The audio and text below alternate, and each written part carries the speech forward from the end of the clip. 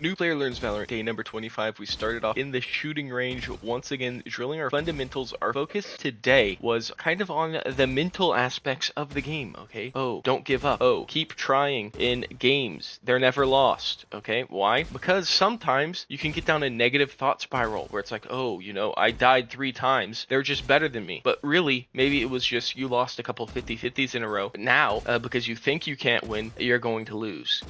So how did I fix that? I don't know. I just tried not thinking about anything else other than the fight directly in front of me and be like, okay, I'll just get this one and then continue that forward infinitely until the end of time. We continued into our death matches where I feel like I was kind of being a little bit more proactive with checking around back behind me after I get a kill, because apparently that's something you want to do. Check the spot where you think an enemy most likely is going to be right after you get a kill, so you don't just die to someone shooting you in the back of the head, which if you've played deathmatch and you're not very good at the game like me, then that happens to you all the time. Another thing that happens is like that it takes you too long to get a kill, so the person coming up behind you ends up killing you. They're standing still missing my shots. Very unfortunate. I then decided to go and try to learn KO just because I liked his knife suppression ability. So I went and I was like, okay, I'll try to learn lineups for 1 map per day and then I'll kind of get them figured out. So I chose Icebox and I learned a couple for attacker side throwing towards the B plant, and then I learned some flashes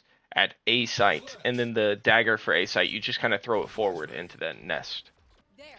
I then continued into ranked, where our goal today was kind of to clear our mind after each round and forget what happened previously and be like, okay, we're in a new world here.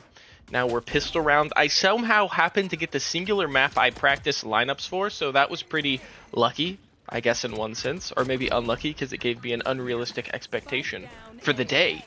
Or did it? I guess we don't really know. It's pretty easy to like kind of search up at least one lineup in the load-in lobby beforehand, so you gain a little bit of knowledge going into different maps. For this one, I did actually learn one for the offensive side because I realized most of the lineups I learned were for the defensive side, which we happened to get defense first, so I was kind of lucky multiple times there. Now today I did notice that I was hitting some headshots that just like on the first try, so that was pretty nice. Other than that, I think what I need to focus on now in order to improve my strafes, because right now, you know, I'm still having some problems with getting it down 100%, is actually lengthening the time I take in between my steps. You know, someone said that in the comment that I take really short strafes back and forth, which then it might seem like I'm moving a good bit on my screen, but really I'm just kind of like jiggling in place, which makes it a lot easier for the enemy to kill me.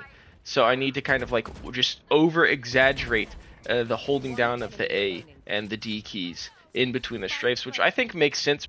Overall, this game was going pretty well. Our fade was popping off, and my team was playing pretty aggressively on the defensive side.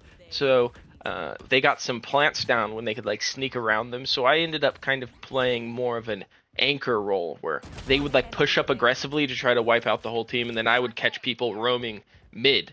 Because there's always someone on the icebox walking up mid, so if you just go and like watch that door, like towards the mid of the round, probably around like 1 minute-ish, like in this clip, you end up just kind of getting free kills. Because they're trying to be all sneaky, so they're going to be peeking around that corner real slow, so you can just pre-aim it, and then they die instantly.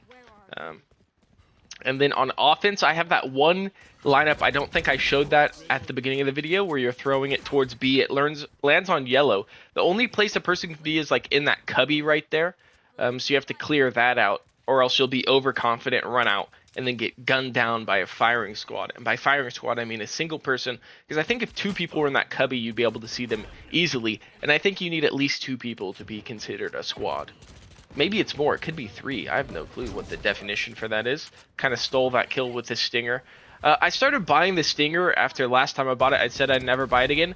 Mostly because economy reasons. You know, when you're saving, you want to have at least 2,000 in order to do a full buy. I actually got a lot better at economy, but basically it just comes down to that. Whenever you're saving, you want to make sure you have at least 2,000. And if you don't have 2,000, you have like 1,900, you just don't buy anything. And then on buy rounds, you just buy, and then boom, that kind of wins you mini games.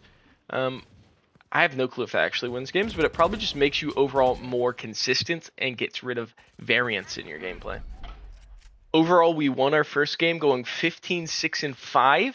But this was kind of one of those stompy games, so we'll need to get into a more of an even game to see how I'm doing on the day. But I was more happy with my crosshair placement and shooting today, which is always good to see some slight improvements. You have your on days, you have your off days, but we just need to raise up the floor for our off days and increase the ceiling on our on days. We then hopped into our next ranked game where we're overall in split. I tried to throw the dagger to clear that area, but I've never seen someone be pushed up there, so I guess that's just something I'll be aware of going forward into my games. Here, I try to clear this while I know it's smoked off and I just get killed through the smoke, so move faster, don't dilly-dally around, get up into heaven, right?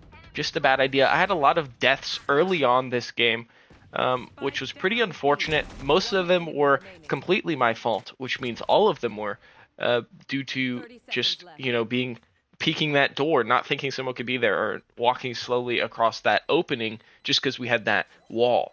That's just, not thinking very well. Developing game sense, right? You take all these little errors you make, and then you combine them into a little bit of soup.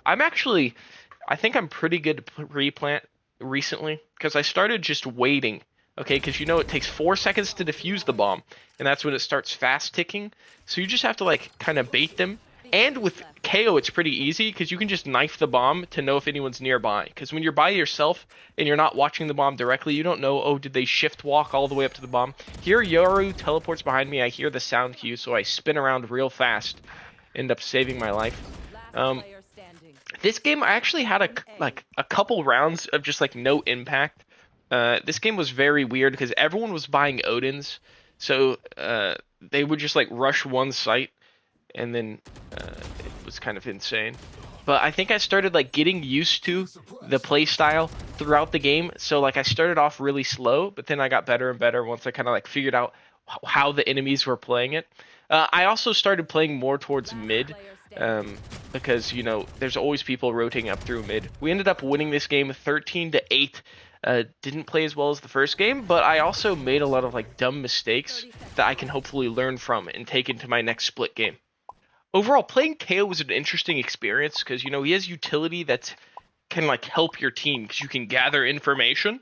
But I don't know if I really like the grenade and the flash, mostly just because they're you have to learn how to throw them properly, and I've never really been good with grenades. Now this could be a time for me to learn grenades, but I don't know if that's something I should be doing right now. Overall, we set one more high score in our aim training today, so we've been steadily improving, and as our aim improves, it just helps us build confidence going into the game.